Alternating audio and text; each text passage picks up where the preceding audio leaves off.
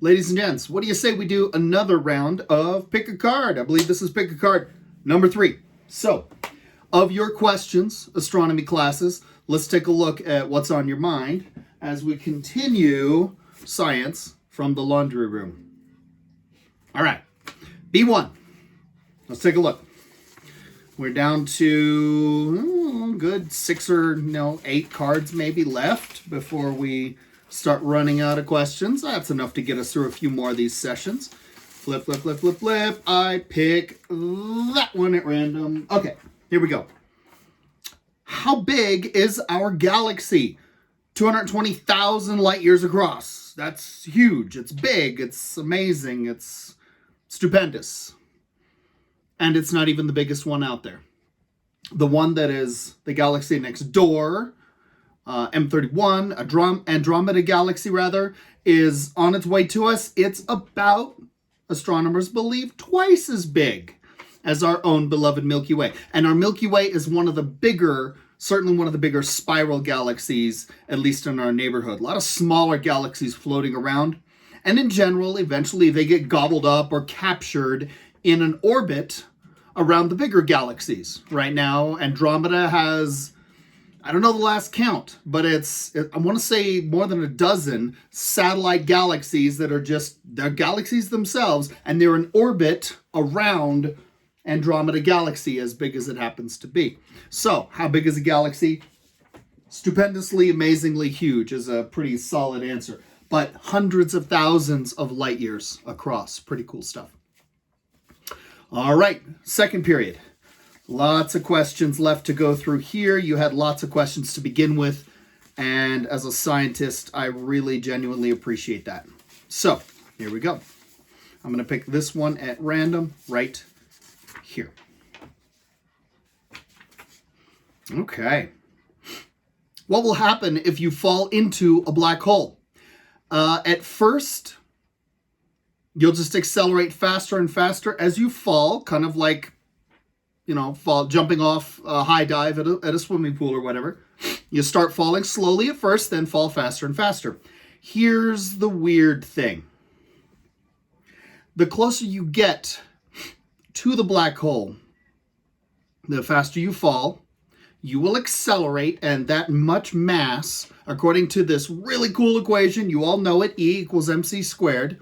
When the mass, the little m in E equals mc squared, the mass of the black hole, the mass of you near the black hole, when that number spikes to incredibly high values, time warps and stretches out. So as you're falling into the black hole, if you happen to look back from the direction you came from, the universe behind you would appear to accelerate. As you're falling, everything behind you hits fast forward. Some astrophysicists have described that looking back as you enter into a black hole, you would be able to see the ultimate fate of the universe. Okay? You would see the end of the universe basically behind you, because time for you slows down so much. For a person who's standing a safe distance away from the black hole and they're watching you fall in, they would have the opposite impression, okay? Because it's relative to where you happen to be. Theory of general relativity, okay? So, there you are falling into the black hole. You look back out of the universe and you're like, whoa, everything's on fast forward. So this is what the end of the universe looks like. Eventually you'd see that. For people watching you fall into that black hole, they would see you fall and slow down and stop. And you would remain forever frozen from their perspective, stopped, trapped, stuck in time to what them appears to be forever. You're just stuck there as you fall into the black hole. Now, if that spot is inside the event horizon, obviously they're not going to see anything because not even light can escape that dark, apparent surface, even though there's nothing solid about it. Okay, so that's a simple question, but there's a lot of ways we can answer it. Eventually, after you pass through this event horizon, tidal forces would start to pull you, your spaceship, your spacesuit, everything about you, start to rip you apart. At first, this part of your body would get pulled stronger than this part of your body, and you'd stretch this way, right? But eventually, this molecule and that molecule, just the tiny distance between them would be subject to those tidal forces, and they would get pulled apart. You would be ripped apart slowly, quickly, depending on your perspective, at the subatomic level. Yeah, that would be a painful, horrible, awful way to go. But that would be your ultimate fate. So, and our third question today, we'll get to that in a second, but I'll end that second question there by advising, don't fall into a black hole. If you see one coming, go the other way. All right, here we go. All right, lots of questions for this person. Here we go. Excuse me. Something in my throat. If by some possibility the sun explodes, how far would the debris impact the Milky Way Galaxy? Would it affect the Oort cloud? Our sun will end, but it doesn't end violently. This is a really good question. If our sun were to supernova, it would have to be a much, much, much bigger, heavier, I should say, much heavier, more massive star in order to have that kind of an ending. But the ending it will have will be gentle, like a person taking off their coat when they walk in the room. The outer layer of the sun just wisps away slowly, and yes, would have a cloud, a cloud of things the sun has produced as it nears the end of its life on the main sequence.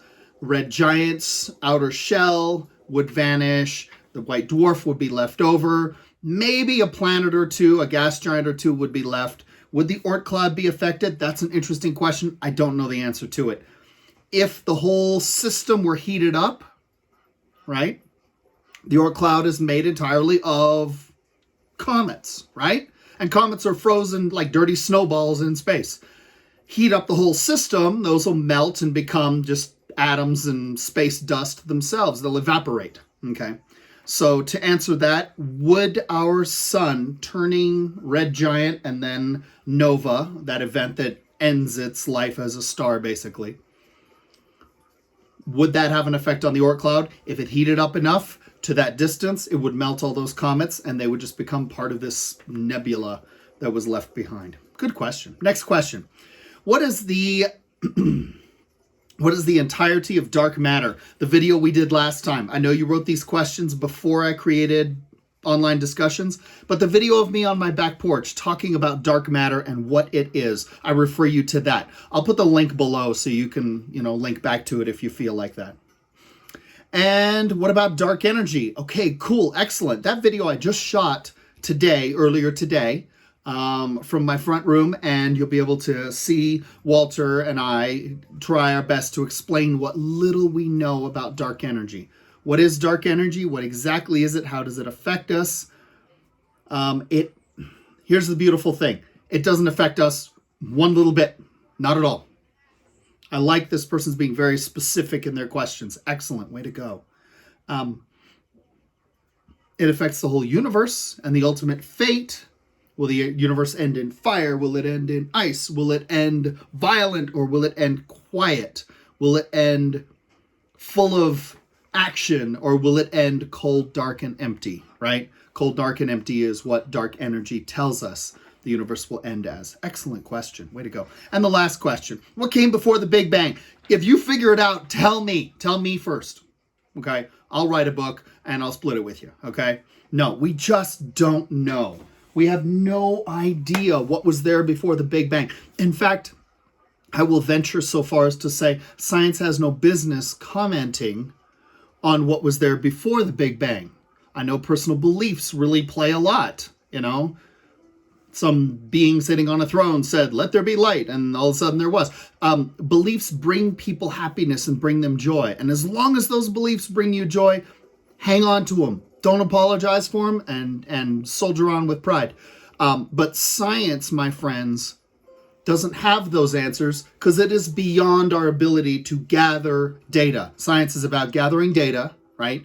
And coming to conclusions about what we see, what we test, ideas that are put to a test and they either pass and we keep them or they fail and they're discarded. As far as I can tell, there's no way for us to test an idea about what happened before the universe. It's just a place we can't get to, okay? So really it's up to you and what you believe. Me, I'm satisfied not knowing that answer. It's just one of the mysteries of the universe. As many astrophysicists have commented, the universe is under no obligation to make sense to you or to me. And that's just one of its many mysteries. What was there before the Big Bang? Maybe we'll find out someday. That would be an interesting day if we did. Thank you for your pick a card questions. We'll keep doing this. I'll add another one in a few days or so. And we'll keep the ball rolling, so to speak, as we do science from the laundry room. Take care, friends. Be safe and come through this. Come through this thriving. Don't just come through it surviving. Thrive. Don't just survive. You're going to do great. We'll talk some more. Bye.